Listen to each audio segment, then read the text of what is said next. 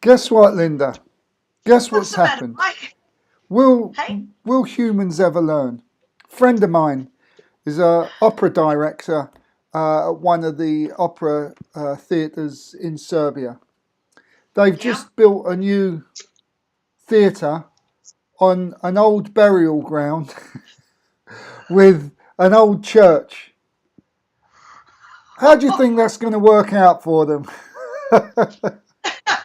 I mean, they've moved all the bodies, apparently very carefully, but I don't think that makes a damn bit of difference. I don't think that's going to work out too good for them. Well, I got this news pop up the other day, and it said, here's a list of all Australia's haunted hotels for sale. Oh, yeah, I want to be a millionaire to go in and buy some of these hotels. Hotels have amazing stories in the paranormal world. You get your drunks, you got your prostitute, those ones.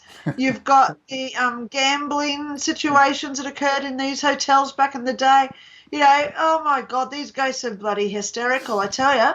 I would love to just go in there and just hang and just hear their stories. Yeah. So yeah, of course, I would love. I suppose I probably wouldn't even have the saloon open.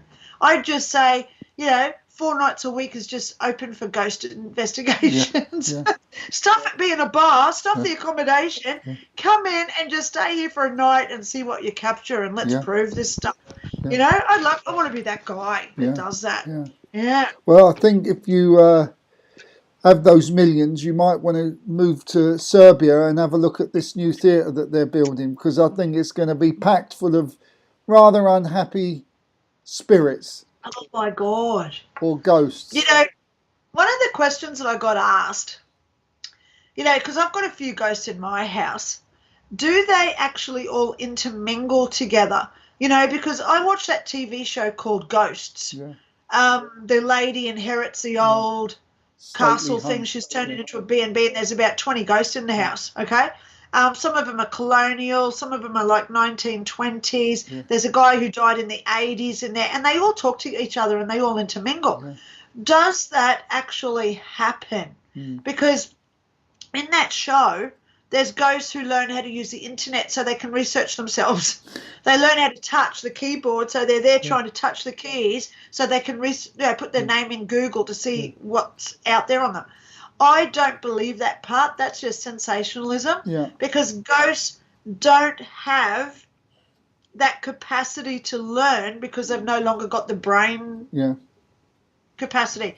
I keep having to go back to Shelley because I was showing her my mobile phone. She died in the 1970s when there was a cord on a phone. So she could not fathom at all. It was just do not compute. Even then when I was showing her, because it was this phone, because I've had it for a few years, I was showing her the screen, I was showing her how to make a ring, and I was even calling people on it. And she was like, no, I can't, no, I don't. And then she'd start talking about her in the car with the other people again, because that's all their consciousness is aware of, things in their past before they actually died. So I don't believe that ghosts, they may intermingle if they, like I'm aware that I've got a dog and a cat and a dog and a little girl in this house. So if I pass and say a ghost in this house, do I intermingle with that dog and the little girl? Probably, because I'm already aware of them. But if, somebody that moves into this house in, say, 200 odd years, they may not know this dog and the little girl are here, so they don't know to intermingle. So it is, every case of spirits and ghosts is individual. They all have their own story to tell. I mean, obviously. I think it also depends if you're a spirit or a ghost. My grandfather, who was born in 1894, couldn't get his head around a cordless phone. That was just too much for him. But I figure that now that he's in spirit rather than being a ghost, he can see how it works. Absolutely. Yes. And that is the difference, because when they go home and they become a spirit, because there's a big difference between ghosts and spirits, when they're a spirit that at heaven, there's no time. Yeah. And now they've returned to their soul and not that life. They're that accumulation of all the lives. So, of course, they can still come in as like a loving relative does. Yeah. But they don't have that time factor now of just remembering up to when they passed. They know all the future as well. Yeah. And that's evidence because my great-great-great-great-grandmother was telling me all about 2023 right through to 2030 something. Yeah. You know? Would you reckon, Linda, do you reckon you'll come back as a ghost for a little while to create merry hell? I don't actually know if we get that option, Mike. Yeah. But how cool would it be, you know? Like, I don't want to sound morbid here, but I've already got my tombstone. Yeah. And it says, here lies... Are you ready? Yeah. Yeah, we look at stories on tombstones. So how does this sound? Here lies Linda Ray, Metcalf, Armistead, Davis, Kramer, born 5th of March 66, died May 7th, 2001, born 7th of May 2001 and died. Yeah. People would be scratching their head with that tombstone. Yeah. Oh, my God, look at all the names. And look, what? She lived, she died, she lived, she died. Yeah.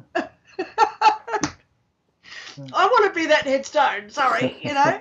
I think that'll be really cool for someone just walking through a grave cemetery and they come across this, whoa, check out the story this chick had. Yeah. Yeah. Good.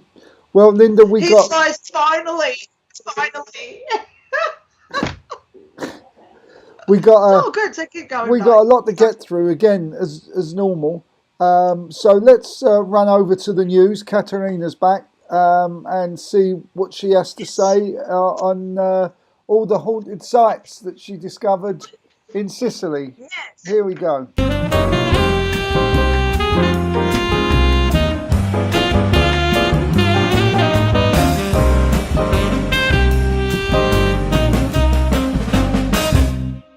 So, take two. We were saying you've got British phone boxes now in New York. Since you've been away, the Brits are back. Yeah. King Charles is making his presence known right away, huh? Yeah, the little rascal. He's waited 60 years for this and he's really going for it now. So, so there you are. So you see, the Brits never left USA. They just handed over all the administration. Mm-hmm. And you now pay your taxes to King Charles. Yes, we save face and pay taxes. Yeah. Isn't that nice? and you're obviously so grateful for that opportunity. But there you are. Sure. Does that mean I get a British passport too? That would be neat. Well, a British passport isn't worth much these days, let me tell you. Okay. So, well, let's get straight on with this, Katerina. It's Sicilian Tales we've got for us today. Yes. So, what's the first one on the agenda? The first one, there is a castle in Cancamo. It's a mountainous region in Sicily. And what happened is in the early 1600s, there was a sort of war happening. And one of the top lieutenants of this war was a man, Matthew Bologna, I believe is his name, Matteo Bologna. And what happened is he was killed, betrayed by his own soldiers. So they lured him into the castle and they proceeded to blind him, cut his tendons, keep him imprisoned, just pure torture for this poor man. And what happens is that to this day, they say if you go to the castle, you will hear Matteo saying the names of those who betrayed him. Wow. Pretty chilling. He hasn't forgotten. Yes. I mean, it's very much, like in I don't know if they did it in England, I'm sure they did, but certainly in Scotland, those who were traitors to the crown, they hung, drawn and quartered them. Ooh. It was very barbaric times. I don't know, maybe we're still in barbaric times. We just shifted how we deal with it all a little bit more. But right. yeah, it's very strange. And do you know, do they have ghost researchers going to this place, staying overnight to see what comes up? Maybe you didn't have enough time to. I didn't have enough time, sadly, but you do, like, they have like tours of the castle, and you go and you see like the Hall of Arms, the Hall of Conspiracy, where they came and like left their horses to be fed. But you do have this kind of sense of dread. Like, it's very looming. It's up on a mountain, you know, carved. It seems like it might even be carved of the mountain, this huge fortress. So I don't doubt that, you know, this man could, you know, still be communicating from the dead. And, you know, he said he doesn't forget, you know, the Sicilian vendetta. Maybe this is how it all started. Yeah, I think he's taking it to the extreme a little bit now, isn't it? Anyway, what's the second story for us? We have another castle. This one is in Trebia, which is that the one previous was in the mountains. This is by the sea. There is a woman that in 1563, her family owned the castle, and her name is Laura Leanza. And what happened was her father did not approve of the lover that she took, so he killed them both. And it is said that on this day, on the anniversary of her death, which is December 14th, you could go to the castle and you'll see a bloody handprint running along the walls. Wow. Wow. Yeah. Yeah, we don't do things like that in the north of Italy. We're just a little bit calmer up there, Katharina. I think so. Yeah. Okay, and the final story for us. Well, you know, let's close it off on a good old-fashioned beheading. If you go through Sicily, what you'll find is every tourist shop and even in every supermarket will have these planters that look like these noble people, because they were. The folklore goes that a queen once in medieval times caught her husband cheating. He was well-to-do, so he figured he could have all the women he wanted. So what happened was, one night she decided to cut off his head and put it on her terrazza, on her balcony, and fill it with basil leaves. She would use that as a planter. Yeah. And lo and behold, the plant, you know, grew ferociously, so it became custom for all the other people who saw this beautiful basil leaf plant to start doing the same. Yeah. So cutting off people's heads and growing basil. So when you go to Sicily, that's why you'll see these planters of both in the image of a nobleman and a noblewoman. Yeah, lovely. Betrayal and basil. There we go. We have a new soap opera. It sounds like an opera, doesn't it? It's got all the makings of an opera. So, super. Okay, so you'll be back next week. We're back on track again. No more holidays for you. You've had 2 years holiday in one great big go here. So it's back to work. So in the meantime. Well, this is where we'll tell you. Stay curious, my friends.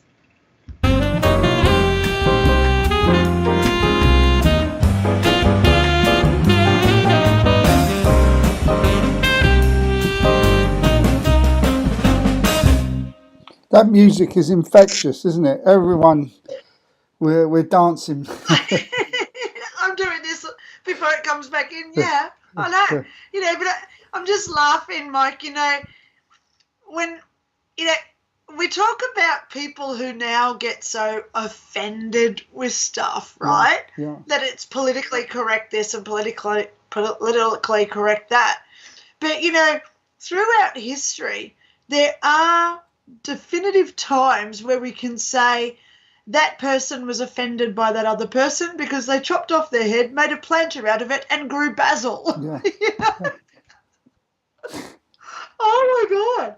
Yeah, so we can't really say that this century is where being offended is really where it's coming in, because we don't have that consequence anymore. Yeah, well, today we're just as barbaric. We don't chop off heads. We just give them a dazzling end of life drugs. We do it a little bit more scientifically, but it's still the same outcome.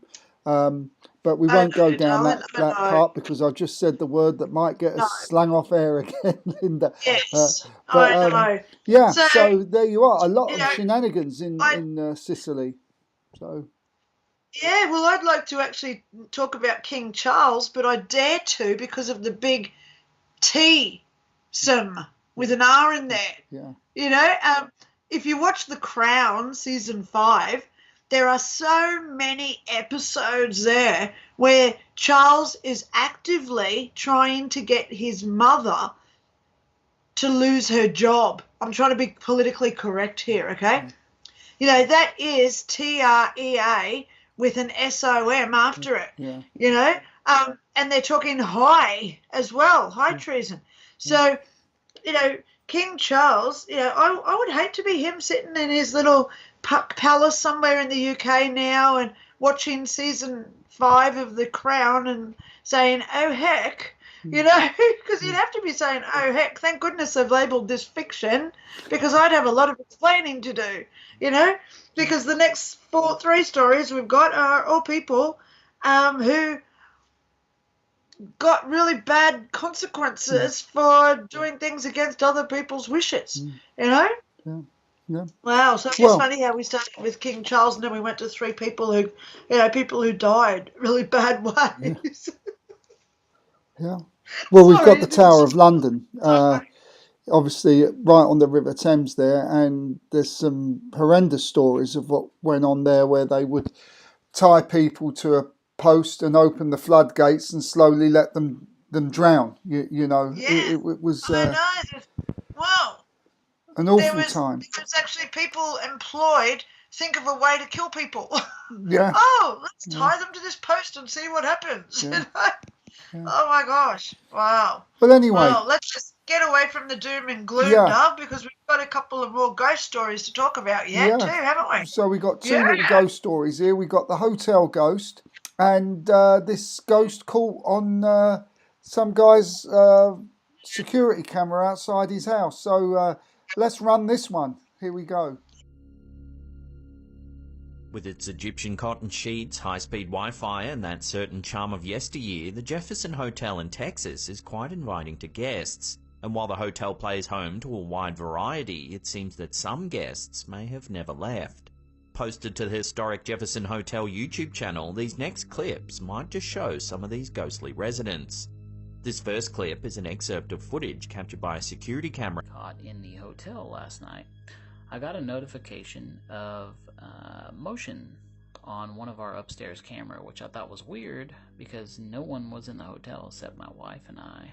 You can see I got the notification and I immediately ran up the stairs. The hotel's owner received a notification that someone was walking in the hallway, and seeing that there were no guests staying at the hotel at the time, he decided to check things out for himself.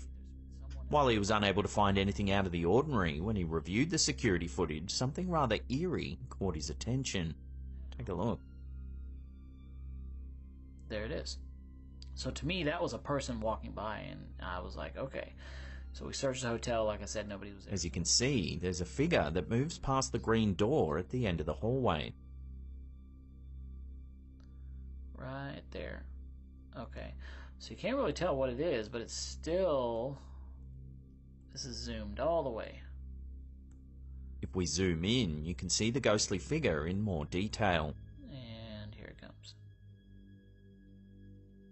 Definitely looks like a solid figure. The owner then points out that a few minutes prior to the sighting, the lamp at the end of the hallway mysteriously turns off. What else is weird is prior to this, you'll notice the lamp was on at the end of the hall. And it goes off. There it goes. This was about... Well, 4:37. Yeah, about 2 or 3 minutes prior to the event. This next clip was captured on a security camera in the downstairs hallway. Take a look at what it captured. Okay, so the white area right up top, is where you need to watch. You're going to see something peer out right there and then go down. Just like the first video, this one was captured a little before 4 a.m. in the morning. As you can see, a mysterious figure seems to poke its head out from one of the rooms, then quickly go back inside. And kind of goes back in. I'll do the movement side by side to kind of show you. It's a weird movement. I don't know exactly, like I said, what it was. While the figure is hard to make out, it looks as though it has dark hair and is wearing a white top or dress. It's a weird movement. I don't know exactly, like I said, what it was. According to the poster, there were no guests staying on that floor at the time. There were some who moved through the hallway, however, but no one was seen entering or leaving this particular room. Footage are not likely looking out for the paranormal. However, this first clip on our list might just persuade a few to observe a little closer. In the home security footage submitted by Kimberly Carlisle, we can see 2 parked cars near a house. It's dark outside and there are a few insects flying around the light of the camera. Take a look at what happens next.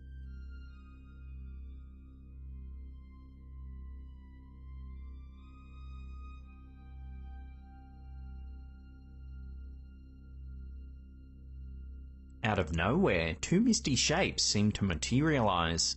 They move from left to right before disappearing without a trace. If you take a good look at the shape at the top, you can see that it resembles a ghostly person. In fact, one viewer noted that it looked like a woman holding her dress. If you slow the footage down, the resemblance becomes even clearer. It also appears as though the woman has her hair tied up in a bun. She looks like someone from a bygone era. While this could simply be a case of pareidolia, the sudden appearance and disappearance of the shape is certainly mysterious. So what do you think this camera has captured then? Could it be a fleeting glimpse of a ghost, or is there another way to explain what we're seeing here? Let me know your thoughts on this in the comments down below. So, what do you think, Linda? This is up your street. Or shall I begin? You can start, Mike. Okay. Well, I think the hotel one is genuine. I'm not surprised the amount of people that walk in and out of a hotel and the energies that are in hotels, and you know, again at 4 a.m. just about the witching hour, or just after the witching hour they call it. This is when it's the most still of night. This is when these type of entities can move about a bit more. There isn't disturbance of the human energies.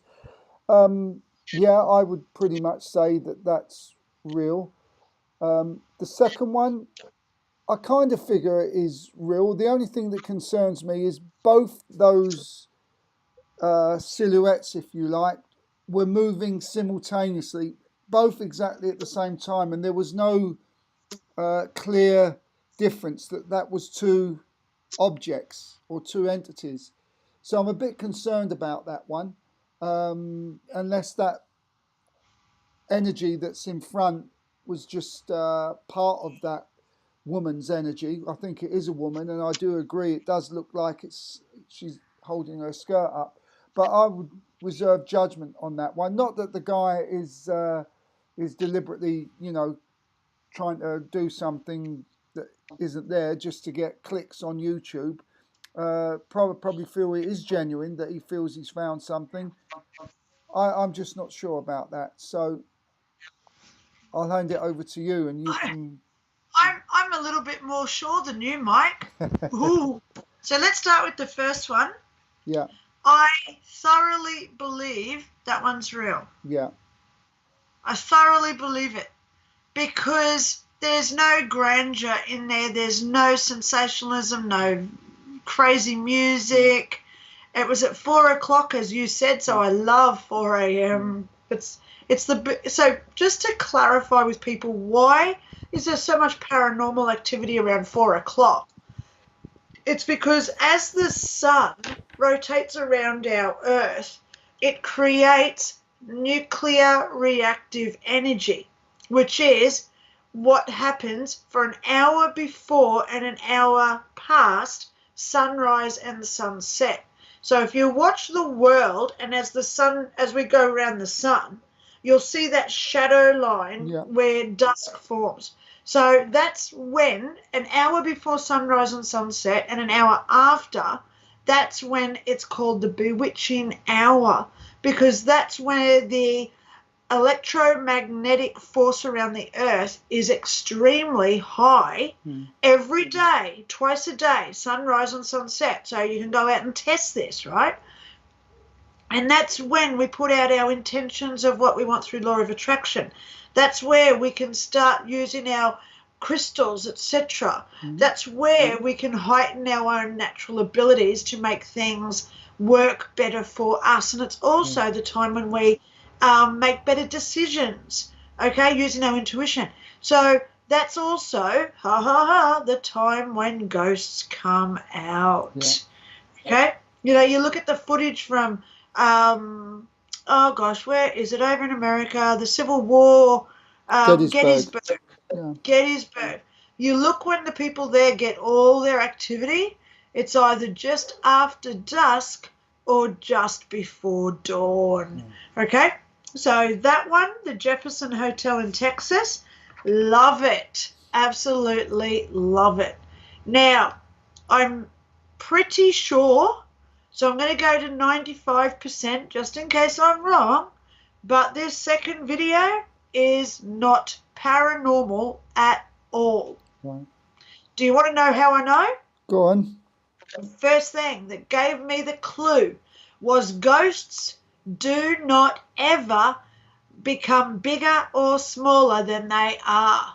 Right. Their hand may extend out in energy, because we've seen that in those photos of the bad car accident where the energy comes out towards, but the hand is always the same size. The head is always in proportion to the shoulders and torso, etc.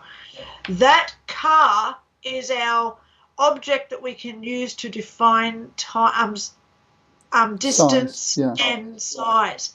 The car is this big, so anyone standing next to that car would have only been about this big. So how then can we have a ghost that's this big past it? Because if it was past that car, it would have been smaller. Because as we look across our road, houses become smaller. Power poles in the distance are smaller. Mountains, you know, a huge mountain is only this big on the mountain range, but you get there and it's 1,000 feet tall. So that was a good indication there, the size of this woman. Then, as you said, we've also got the other thing. But when you look at them, they don't walk past the car. They're in front of the car. Now we're getting somewhere. Because what I firmly believe this is that the camera is set up inside the house. So there is a glass panel there between the camera and the car. This would then create a reflective apparition from someone walking past if there's a light on somewhere else in the house. Right. So I've seen it a million times where people have a camera through a window, they've turned off the lights, but because there's a light on somewhere else in the house, someone will walk past that camera and it does create that exact paranormal effect, but it's not paranormal at all. It's just pareidolia, because we're looking for the arms, we're looking for a hand, we're looking for anything that makes us resemble a person. Right. But I don't think that one, because it was just too big and it was too close to the camera. Right. It could have also been a bug. It could have been a bug. Yeah. But I'm going to go with reflection, because it's funny how the both things are just moving and they both come in and they both disappear at exactly the same time. Right. So it's not a separate woman next to something else. It's all part of something. I actually think it's someone that's walked past they've walked past the glass and it's a reflection. That's what I think it is. Yeah. Okay. So, but still, we've got to show these ones so that people know what they're looking for. Well, if it's really paranormal. It's just that at first glance you'd be forgiven that thinking it's a ghost. Yeah, because it's just because I've seen so many of them, Mike, that I know the difference. Yeah. So, guys, if you do want to replay it, look at it now as the perspective of it being a reflection or a bug that's right on the camera, and you'll see it in a totally different perspective. You'll think, yeah, that's not paranormal at all now. Sorry. Okay. Yeah, but that first one was. That one was. Yeah, I love it. I really did. I like that one. Well, Chuck Mcmurray, reincarnation, another one of these quite evidential things. If I remember rightly, this has got a nice little element to it at the end. So we'll run this and get your thoughts. Susan, this psychotherapist, asked him what period of time he appeared to be in, and he replied that it felt like the late 17th or early 18th century, judging by the design of the mansion and the way people were dressed. He could clearly hear the sound of horses' hooves and the wheels of a carriage travelling over a gravel road. Susan then asked him what country he appeared to be in, and Chuck was in no doubt that it was in England. She then asked him where exactly he was in England, and again he was able to give her the precise location as either North or West Yorkshire in the north of England. He was then moved forward in his life, and he recalled being sick in a hospital. He was dressed in loose-fitting clothing that felt like cotton pyjamas and was mixing with children and nurses. He was then moved forward again, where he saw himself as a young adult, possibly in his early 20s, and appeared to be married with a child. The child was a young boy, and both he and his wife were watching him play and run around. He said although he was a working man, he was not wealthy, and saw himself as a commoner. He then regressed further in time and was now in a clock shop in a small town. He felt he was in his early 40s, and the shop was located in the main street amongst other small shops. As he looked around his shop, he could see many clocks that were all ticking at the same time. He was seated at a large table that was chest high, and on the table were pencils and drawings that were all spread out on the workbench, along with clock parts that he was able to describe. He realised he was in the business of making, fixing and selling clocks. Chuck's descriptions of the clocks and spreadsheets made no sense to him, as in his current life he had no interest in clocks. So how was he able to describe the parts in detail? The only clocks that he'd seen in his life was a grandfather clock that sat in their dining room when he was a child, where he would watch his father fix and tune it, but never touched it for fear of breaking it. And he then moved forward to the end of his life, where he woke in the middle of the night with a chest pain and had difficulty breathing. He could see shelves of smaller clocks in his room on this particular night and felt that his time was up. There was a special clock on his nightstand, which was one of the most prized possessions, and remembers setting it for the last time that night. He was then moved forward beyond his passing, and was now in spirit, and was asked to describe what he saw. He said he could see a son holding a book of drawings of his inventions, which he gave to him in his will. His son appeared to be in his 40s with his own family. He could see his son reading his book by candlelight in a very small room, which appeared to be made entirely of wood.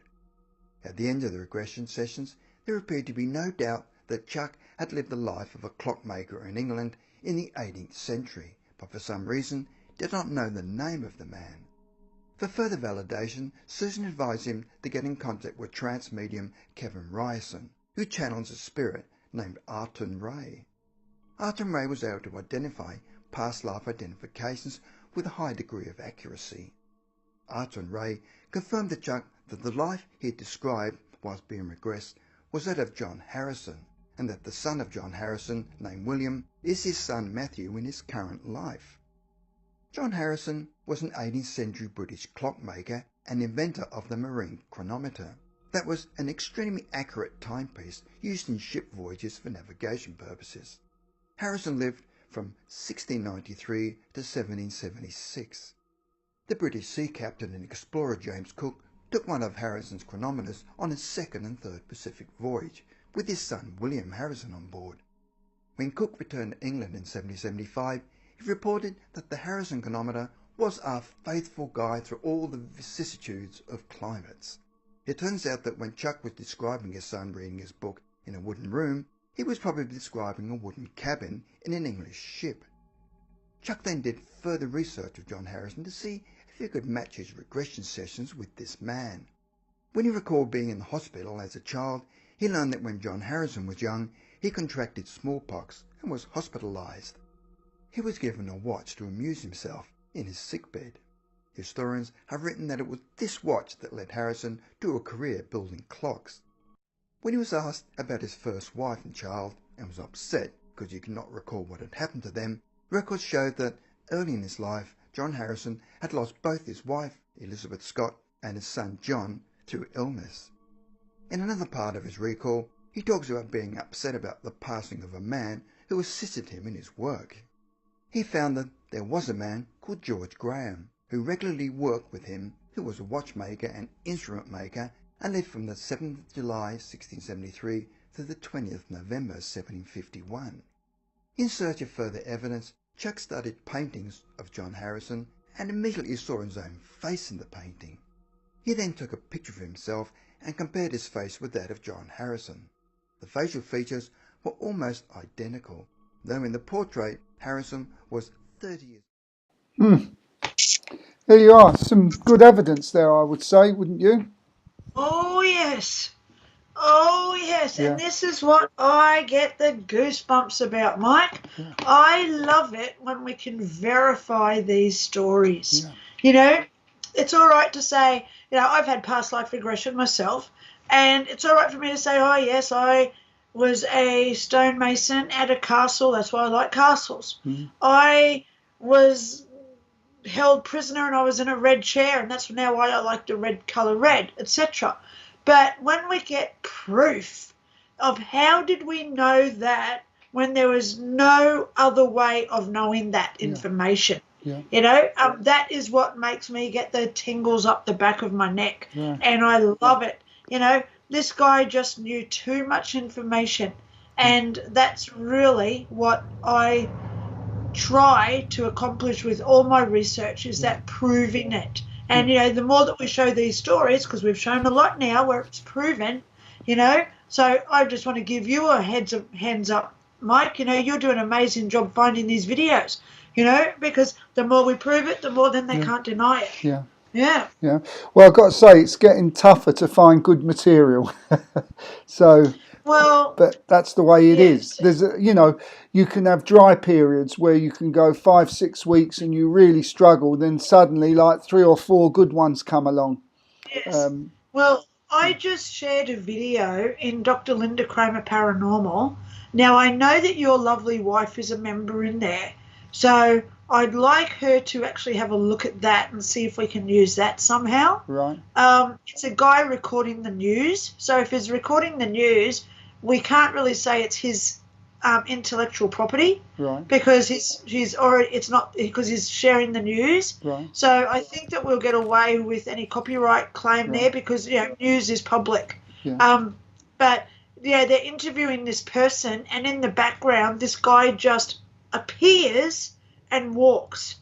So you can see the street, Yeah. and there's nothing, but he appears here and just starts walking. So I want to have a look. I have shared it into my paranormal group, but I do want to watch it again just to see if there is any editing there. Right. Yeah, but crazy piece of footage when I first saw it. I went, "Oh, share this to look at later." Well, there is the story of the glitch in the Matrix where one of the foreign secretary, or what do they call them, the financial secretary in the UK, they have this briefcase and they walk out of 10 Downing Street showing the briefcase, which is like a red leather briefcase, walk behind a car, and as he comes out from behind the car, it's a different colour. There was no editing in that, and they're just saying, oh, look, it's one of those colour anomalies, one of those things that happens, you know, when it goes through the filters and everything else. But it's never happened before, it's never happened since, and it's, you know, if you're into glitches in the Matrix and understand how that works a little bit more, it's something worth investigating. I don't think I put it up on the show, but if I find it again, I think I may as well put that up and see. But we haven't watched it because I would have remembered that one. Yeah.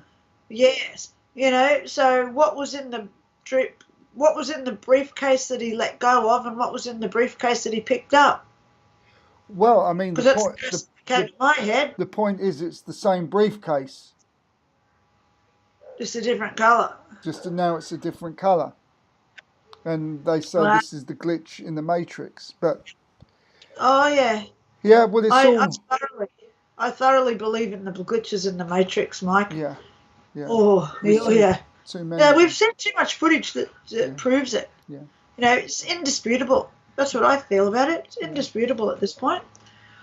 Yeah. Anyway, so Alrighty. where are we going over to now? The angel story? Yeah, we're going to the angels. The angel's got his backpack full of spare parts and delivering a new heart.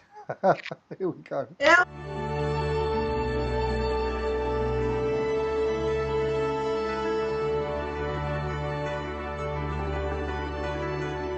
I remember in the service, it was the first time I'd ever seen an angel.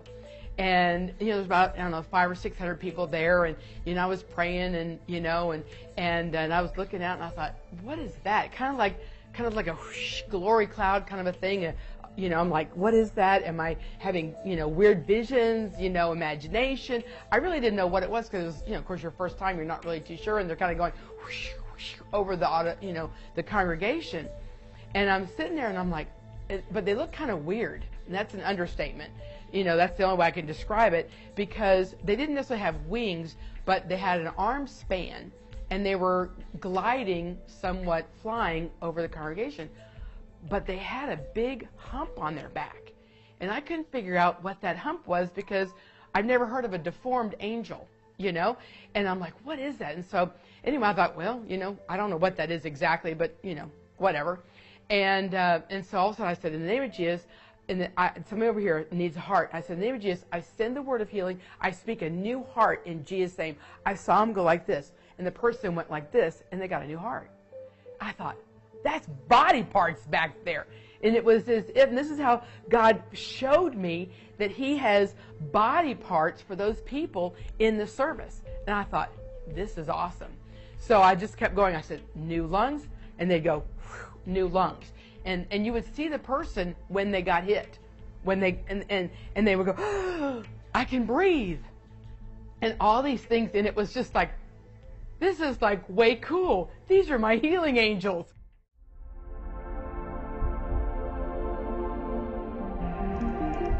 Yeah. You know, again, I think it's perception. I think this is how this lady interprets how the healing works for her, because it's my belief that an angel wouldn't present themselves with a body part, if you like, to somebody that needs a new body part. In my perception, doesn't account for that.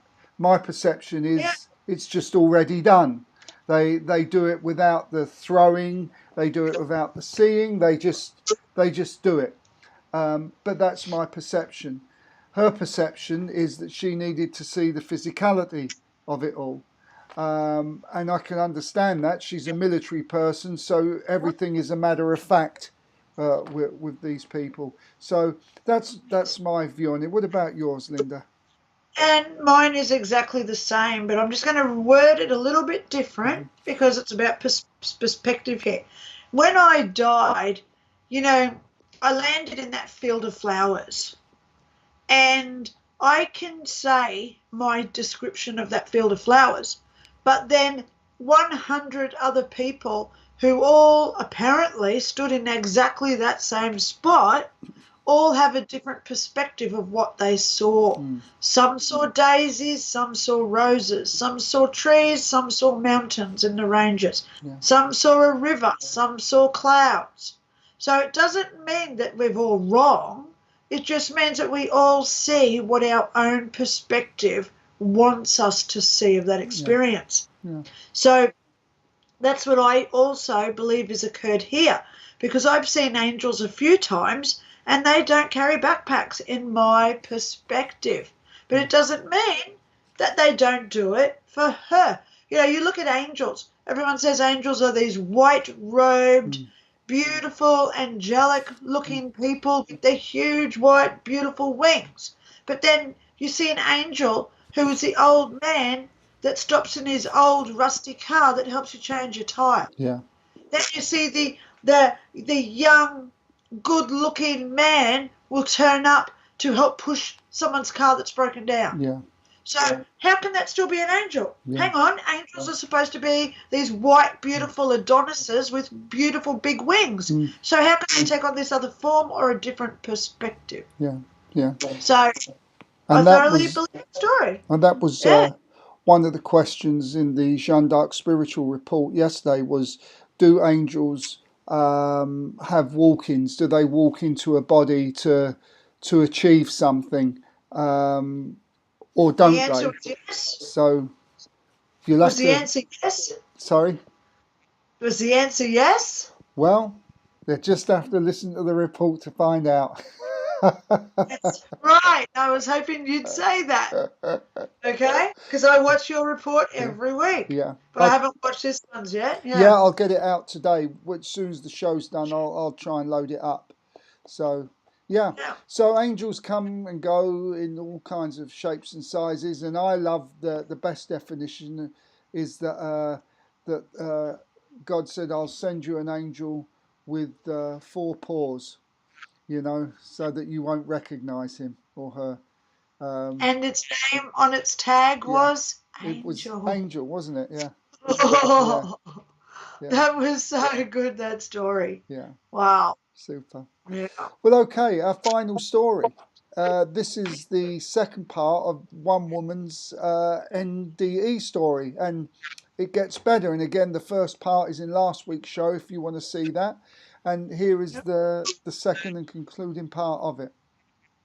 That wide, but on the far bank were my father, who had died when I was 7, and my brother, who had been killed in a car accident, and aunts and uncles that I knew had passed away. Then there were 4 other people that were there, beings that were there, who I just knew. I had never seen pictures of my grandparents because they had died before I was born, long before I was born, but yet I knew that that's who they were, and it was like a huge family reunion, and they were just so thrilled that I was there, and I wanted to go to them so badly. I wanted to be with them. They said, "Oh, she's here. Isn't it wonderful?" I just was so wanting to go there to them. And my guide said, "No, we have to go somewhere else first." And all of this movement that I was going through at this time, I was being drawn.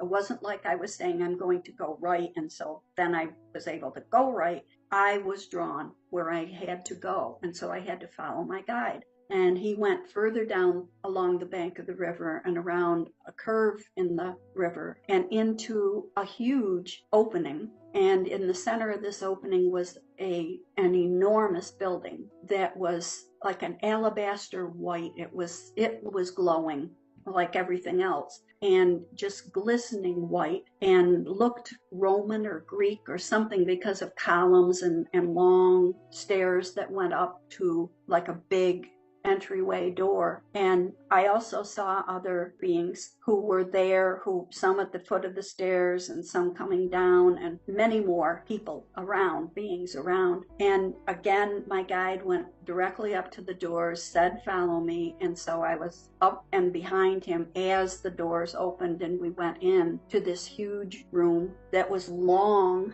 with all sorts of tables down the center of it. And along the sides were shelves upon shelves for stories upon stories that were filled with books and scrolls. And the tables in the center, there were beings that were at the tables and were looking at things, and other people were standing at the end. And all my guide said at this point is, "This is where the book of life is stored, but we're not staying here. Follow me." And so we went the full length of this whole area and into a small area in the back, a hallway like, and then into a doorway that was into a much smaller room. And this much smaller room had like an oval shaped, almost like if you think of a conference table, and there were lots of other beings who were sitting around this as though they were waiting for us to arrive. And when we came in, I felt as though all of these people, these beings, knew who I was, were happy to see me, that I should know them. Don't know why I felt that way, but they just felt so familiar. And that's when my guide said, we're going to review your life. And as that was said, the middle of this conference table type area was clear, almost like a glass bottom boat, until that was said, at which point it became like a hologram things. And I saw this huge ripple effect of how much impact your behavior and your thoughts and actions literally have on other people. And of course, I felt bad for ones where I wasn't acting very well to somebody else and they were hurt, and then they felt badly and did something badly to someone else or just felt terrible. So I felt bad about those things, but I didn't feel any sort of judgment or you shouldn't have done that, or any of that sort of feeling coming from all of those who were there watching with me. So it was all a learning and a positive and uplifting sort of experience. And then I was told that I could stay if I wanted, or I could choose to go back to my life. But if I was going to go back to my life, there were things that they wanted me to see. And they said, not everything we're going to show you is absolutely for sure going to happen, because other people who are involved here have free will and they can choose not to interact the way currently it looks as though would happen. But some of these things are very certain they will take place if you decide you're going to go back to your life. So I was shown all of this, and then something else happened at this point that I don't know what it was, because there's a gap, there's a jump from being in this room with these group of people to being in a much smaller room with only my guide. I pick up at that point and he's saying, I want to show you what's going on in the hospital waiting room. At that point, I was able to see where my husband and my daughter and son were, and the doctor who had operated on me was in the doorway and was in his surgical garb and talking to my husband, and the kids were behind him toward this small couch that was in the room. Then my guide said, I also want you to see the prayers of the people that you asked to pray for you over here. And so it was like off to the right, I was shown prayers represented as though each one was a musical note, like you would see on a score of music. Each note was going vertically and attaching to another note and coming up higher and higher, closer and closer to where we were. So I told the guide that I was going to go. I wanted to go back. And he said, okay, you will be given a proof. You'll know that this was something that truly took place, but you won't be able to remember the things that we showed you about your future. You won't be able to remember everything that took place, but enough so that you know without any doubts at all that this is real. And as soon as he said that, don't remember any return trip of any kind. I only remember waking up at that point in a recovery room. What's interesting in this one is that the guides actually said, okay, we're going to give you proof that this isn't your imagination. Yeah. And I think that's the first time that I've heard a guide say, we're going to give you the proof, rather than just let people go back and work it out and really believe and understand that it wasn't imagination. So there was a reason why this guide said, we're going to give you the evidence, we're going to give you the proof. So maybe this person who had experienced the NDE was not sure when they passed if there was something on the other side, and when they go back into the body, therefore they might feel that, well, that was a weird dream. So they decided they needed to present them with evidence. Well, that's right. I woke up from my own near-death experience, Mike, and I thought, was that just a dream? Yeah. But then things started to happen that I was told about. Yeah. And I thought, well, that's a bit coincidental. Yeah. Then I got the job with the police, and I thought, oh, she told me I'm going to be there for 10 years. And I was with the police for 10 years. And then other things started happening. And then I had my daughter, and she told me all about my daughter. And I'm like, hang on, it's all right for me to say that I believe this is true because I've been told things, but I never had any like other proof that I could say for anybody else. Because you've got to remember these NDEs are very personal to our own. Yeah. Because it is our perspective that we go into.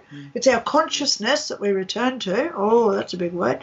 But ultimately, I'm just grateful that she shared her story. Yeah. Because the more that we hear, the more understanding we have of what really does occur when we do die. Whether it's drowning or someone who got shot per se, or somebody who self-inflicted, or it was a medical overdose. I've got to be careful here because I don't want to trigger too many people, obviously, because death is a very traumatic thing. So if you do get triggered by what we talk about, please go and talk to someone.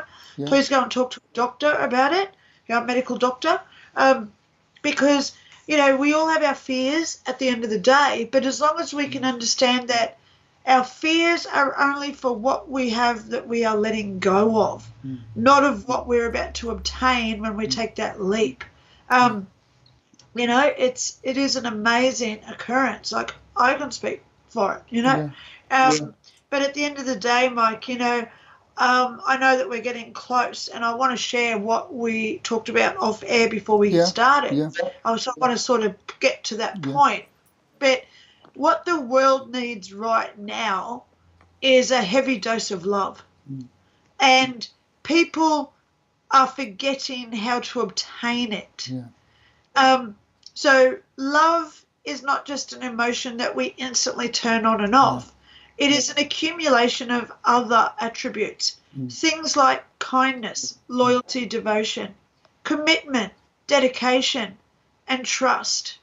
It's being able to see things with pride and to acknowledge that you want more of whatever is being offered through that love. And all that you said there, Linda, was in the love frequency. Absolutely. I was talking to a lovely lady this morning, and I know that she watches, so you know who you are, because we were on the phone, and we were doing Messenger because she lives in America. We were doing Messenger video chat, and she said, "Oh, Linda, I want to share something about myself that was pretty personal." And I actually wrote it down, Mike. So I want to share what I said, because this is something I've made myself this little,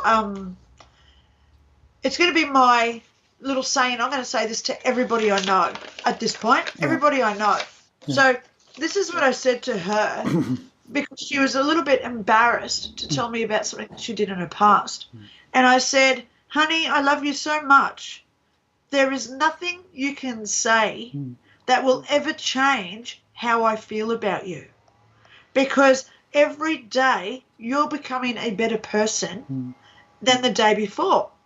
And I love that person who you are becoming, because ultimately she is trying her best to overcome the barriers that she's been through." Sure. And I said, "How can I love you now if you weren't trying to change those behaviors into better ones?"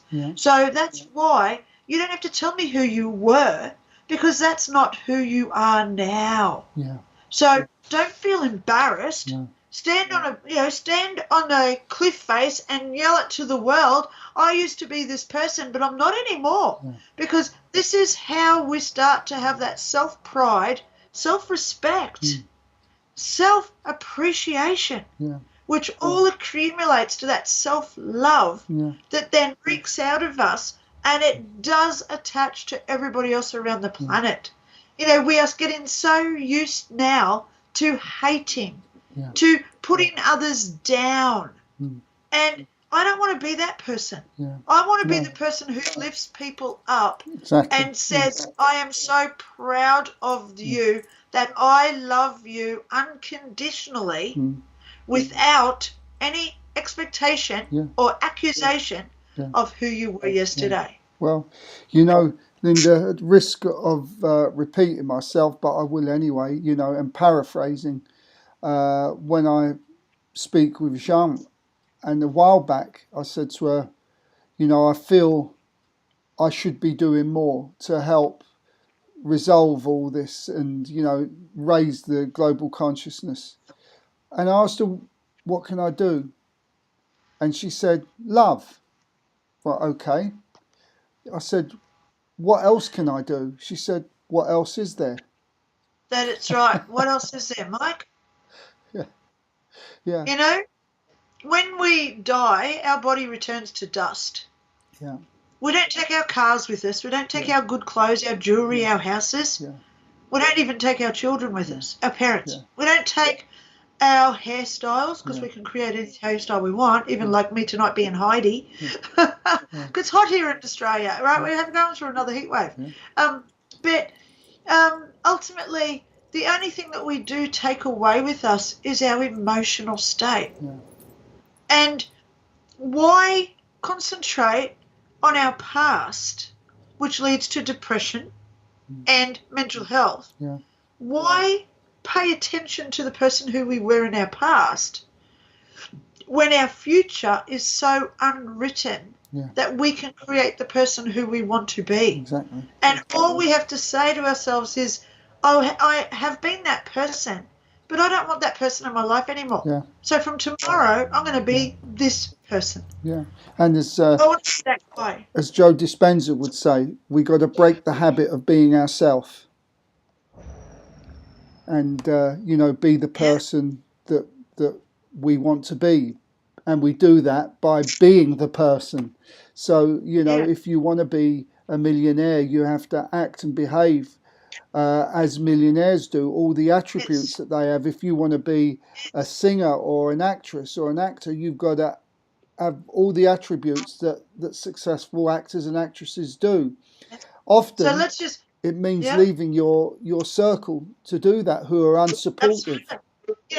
I say to people all the time, if you want to marry a sailor, you don't go looking for a sailor in the middle of the desert. You've got to go to the yacht clubs. You've got to hang out at the beach if you want to marry a sailor. So you've got to have those attributes within you first to go and find them. So if you want to be a sailor, you don't go sailing in the middle of the desert. So, and that's just another little take on what you were saying there, Mike. Right. Yeah. Okay. Yeah. Well, I've just had a notice that the live symbol doesn't come up on my channel. Neither does it give this person alerts. It says it could be his end, but I doubt it. It's at my end. I'm off Facebook. My days at YouTube are coming to end. I've set up Rumble, where we can do live broadcasts on Rumble, because YouTube is just, it's okay if I want a recipe, but that's about all it's good for me. Yeah. Yeah. So, Mike, it's just getting hard because there is so much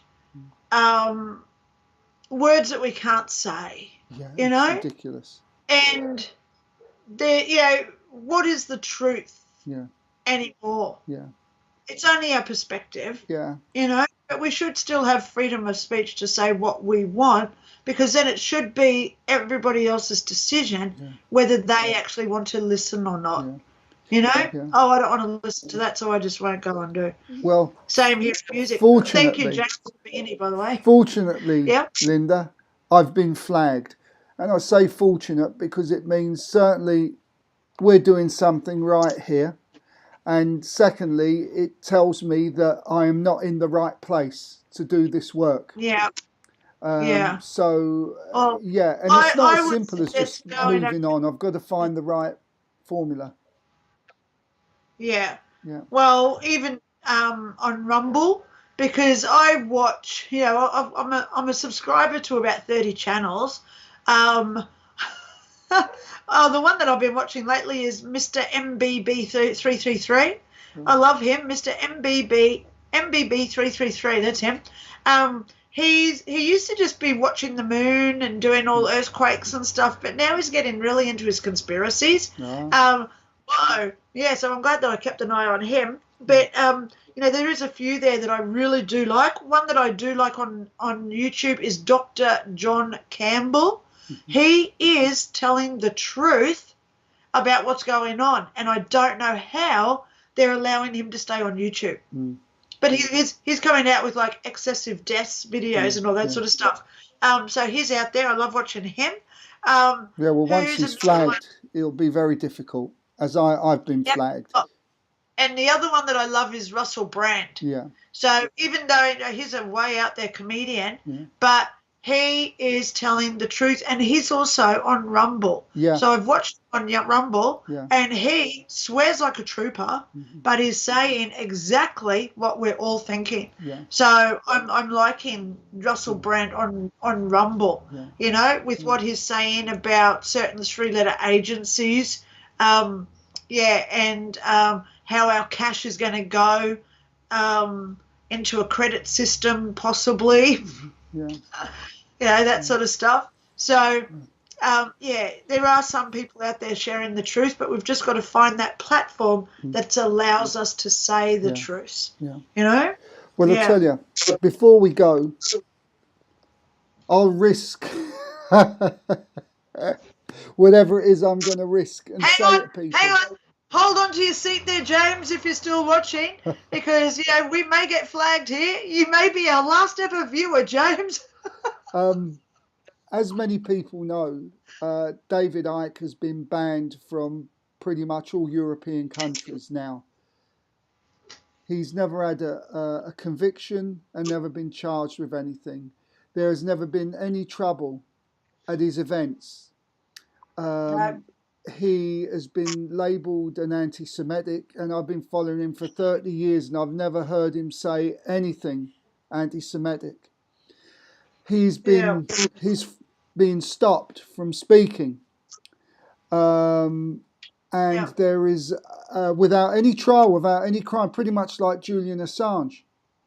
But it's not a question of whether you like him or not, or whether you like what he says or not. The question, the point is that the freedom of speech has been curtailed, and it won't end with him. This is just the beginning, and so there is a campaign at freedavidike.eu for people to sign. If you care about freedom of speech, you might think what he says is total rubbish or disgusting, but you might agree with it. But if you value freedom of speech, then I feel we have to support this this campaign. And James Cole says he met him in '95. I've been to 3 of his shows, and I think what he has to say is worth preserving only because we need to be able to have freedom of speech. So, was that website freedom of speech? It's freedavidike.eu. Hang on, Free David Icke. How do you spell Icke? I-C-K-E, isn't it? Yeah. .eu. DavidIcke.com. Instagram, David Icke. BitChute, sign the petition, Free David Icke. Oh, it's I-C-K-E. Yeah. I've got that, but it's not coming up on YouTube. Isn't it funny how it doesn't come up on Google, but you go over to DuckDuckGo and there it is. Yeah. So, there you are. But you can find it, Free David Icke. It's on his website. David Icke's got it on his website. Yeah. Wow. So, but isn't it just funny, you've got to go through all these backdoor ways of finding information now because they just don't want it out there. Yeah. I really do get scared for like 2 generations' time. My daughter, she's 16. She's sort of remembering a time that will never return. Yeah. In 2 generations' time, they're never going to know what true freedom is because it's going very quickly every day. Yeah. Wow. And just to answer James's, yes, I am on Rumble as of now, and we will be going over to Rumble at some point. So we're basically, for everyone listening, at ground zero with the show. We were heading up to 2,000 viewers per show. and they Yeah. slowly hacked away at us in That's the right. hope that we would say, "Ah, what the Well, hell." I tried to even share your link. I got it into a few shows, Mike, but I only shared it to 3 this week because that's all it would allow me to do. Yeah. So interesting. I'm a very naughty it's boy. just so interesting But anyway. what they are doing to us. Okay, Yeah. Linda, It's all good. it's that time. It is that time, Mike. I've got to go. My daughter's in exam week this week, so I need to get off here so she gets enough sleep. So she's fully rested for tomorrow's exams. I'm glad it's her, not me. Linda, tell her exams are easy. I've done many of them, and I've been so consistent with my exams. I have failed them all. It's no problem. Me too. And look where we are today, Dal. I am so proud that I am single and broke. I'm proud of it because it shows that I don't conform to the butterfly system, if you know what those 2 initials stand for. Yeah. The butterfly system. Out there. Well, let's say you're talking about the mind control. There you are. Look, I've just blown it again. The programming and the conditioning. I'm glad that I saw through it. So now, I was actually thinking about what my great grandmother was telling me when I died, and she said, you've got to work with the police for 10 years so you learn the lessons that they teach you. And they didn't teach me how to be like a better citizen or how to make an arrest or anything like that. That's not the lessons that she was talking about. The lessons that she was teaching about was how to see other people's perspective. Yeah. Bad things happen to good people type thing. How to be considerate even when people are nasty, swearing and accusing you to your face. As Jeanne d'Arc said, men are sometimes hanged for telling the truth. So, Linda, we'll have to leave it at that. I've got to doodle. What a quack to leave it for at this end. Yeah, I've got to go and get my daughter to bed, Dal. It's all good. Well, guys from Australia, it is now 8:12 p.m. here. Yeah. Have a great morning, good evening, or good night, wherever you are. Thank you so much for watching. If you do like our show, please share it with your friends. Tell them to come along. If you know anyone that has a paranormal story about NDEs, angels, ghosts, etc., please come and tell your friends, hey, these people are looking for real stories. Yeah. Email Mike Cavalli. His email is in the link. Get them over so we get some real stories on here so YouTube doesn't keep knocking us back, because the more that we disclose the truth about paranormal, being psychic, etc. Oh, a little bit of news before we go. Yeah. Hopefully this time next week I will be having my PDF versions of Psychics Explained. Sorry, that's the word. Psychics Explained. I should have it for next Wednesday night. Okay? So I will be giving away free copies. So if you do know anyone that wants to come along, because I'm only going to give them away live. Okay. So you got to watch to get a copy. Okay? So tell your friends, hey, if they want a copy of my book, it tells you all the psychic abilities, how to get them, how not to get them, how to get rid of them if you don't want them anymore, how we have them through science. It's all in there. Okay? So I should have it by next Wednesday night. Super. Okay. Yeah. Linda, everyone, see you all next week. Love you all, guys. Talk to you all soon. Bye-bye.